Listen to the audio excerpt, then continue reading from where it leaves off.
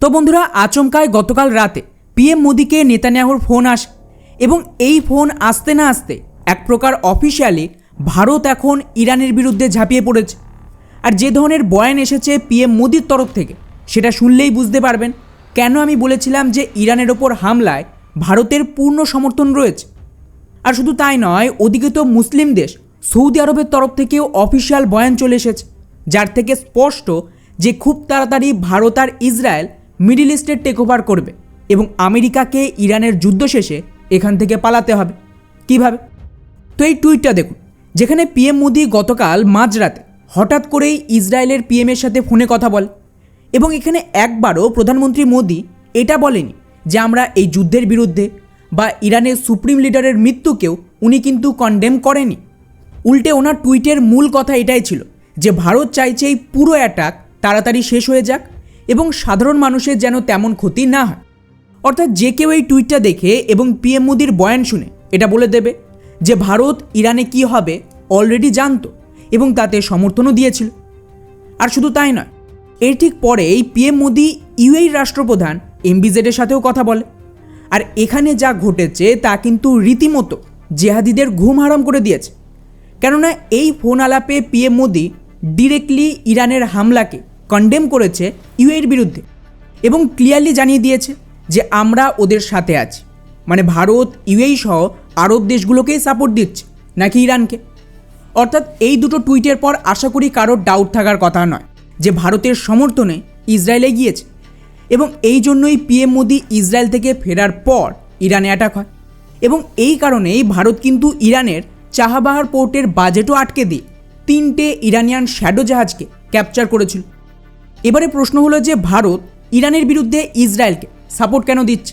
অন্যান্য দেশের বেলায় তো ভারত নিউট্রাল থাকে, তাহলে ইরানের ক্ষেত্রে এমনটা হলো না কেন? ওয়েল, খুবই সিম্পল। আপনাদের আমি গত 1 বছর ধরে বলছি, যখনই ডলারাইজেশন হবে তখন কিন্তু র্যাডিকালাইজেশনও হবে। মানে সহজ ভাষায় আমেরিকা ডলার দিয়ে যত ইসলামিক রিজিম দাঁড় করিয়েছিল গোটা বিশ্বে সবাইকে খতম করা হবে এবং পার্টিকুলারলি এই রিজিয়নের কথা বললে মানে মিডল ইস্ট থেকে শুরু করে পুরো ভারতীয় সাবকন্টিনেন্ট, সেখানে ভারত আর ইসরায়েল কিন্তু ডমিনেট করবে এই মাল্টিপোলার বিশ্বের আওতায়। এখন স্বাভাবিকভাবেই আমি আপনাদের যদি প্রশ্ন করি যে ভারত আর ইসরায়েলের এই রিজিয়নের টেক ওভার করার ক্ষেত্রে কী বাধা আছে, তো এর জবাব কী হবে? দুটো। প্রথমত ইসলামিক জেহাদ আর দ্বিতীয়ত আমেরিকা। তো এই মুহূর্তে এই দুটো কাটাকে রাস্তা থেকে সরানো হচ্ছে। প্রথমত ইসলামিক জেহাদের বিরুদ্ধে আমেরিকার সাহায্যে যুদ্ধ লাগিয়ে ওদেরকে খতম করা হচ্ছে, যেমন ধরুন গাজাতে হলো এবং এখন ইরানে হচ্ছে। আর বন্ধুরা, এগুলো সবটাই কিন্তু ইসরায়েল করবে আমেরিকার মদদে, আর বাকিটা মানে পাকিস্তান, বাংলাদেশ এগুলো ভারত দেখে নেবে। অন্যদিকে সৌদি, ইউএই, কাতার এরাও মুসলিম দেশ, কিন্তু এই দেশগুলোর নেতা খুবই চালাক। ওরাও জানে যে ডলারাইজেশন হলে ওদের খেল খতম, না আমেরিকা থাকবে না ওদের ক্ষমতা টিকবে। তাই ওরাও কিন্তু চুপচাপ এই র্যাডিকালাইজেশনের সাপোর্টে চলে আসে। এই জন্যই তো পিএম মোদি সৌদি, কাতার, ইউএই আর বাহরিন সহ ওমানের নেতাকে নিজের ভাই বলে সম্বোধন করে এবং এটাই কারণ যে ইরান এখন বেসিক্যালি এইসব আরব দেশগুলোর ওপর লাগাতার অ্যাটাক করছে। তো আশা করি কেন ইরানের যুদ্ধ হচ্ছে এবং কেন ভারত ইরানের বিরুদ্ধে ইসরায়েলকে সাপোর্ট দিচ্ছে বুঝতে পারলেন। যাই হোক, এবারে আসি দ্বিতীয় কাটা মানে আমেরিকার কথায়। আর এটারও কিন্তু ব্যবস্থা ডিপ স্টেট করে দিয়েছে।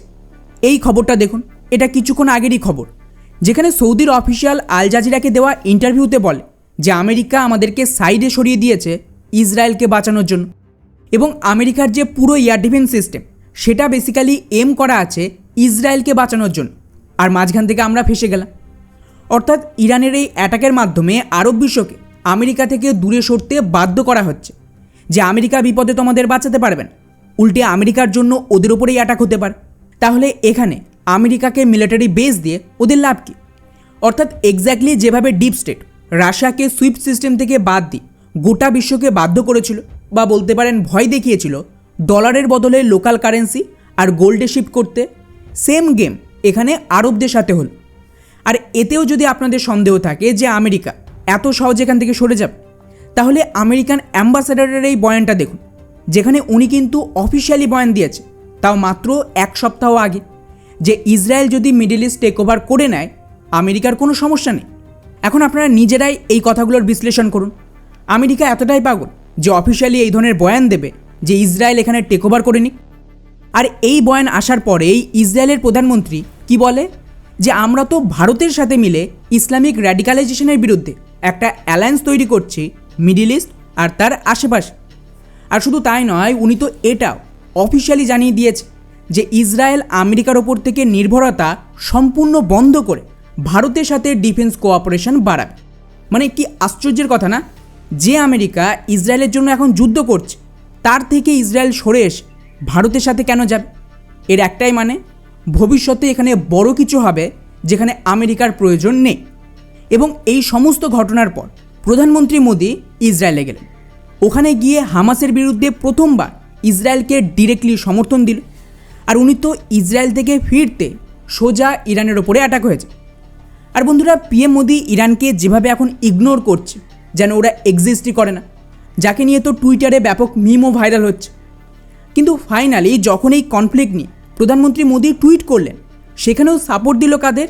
ইউএই আর আরব দেশগুলোকে এবং ইসরায়েলকে। ইরানের কোনো উল্লেখই নেই। ফলে আপনারা একদম নিশ্চিন্তে থাকুন, স্ক্রিপ্ট লেখা হয়ে গেছে যে কি হবে, তো যা হচ্ছে তাকে এনজয় করুন। কেননা এটার পর ভারতের পালা আসবে পাকিস্তানকে ঠোকা, সেখানে তো আরও মজা আসবে।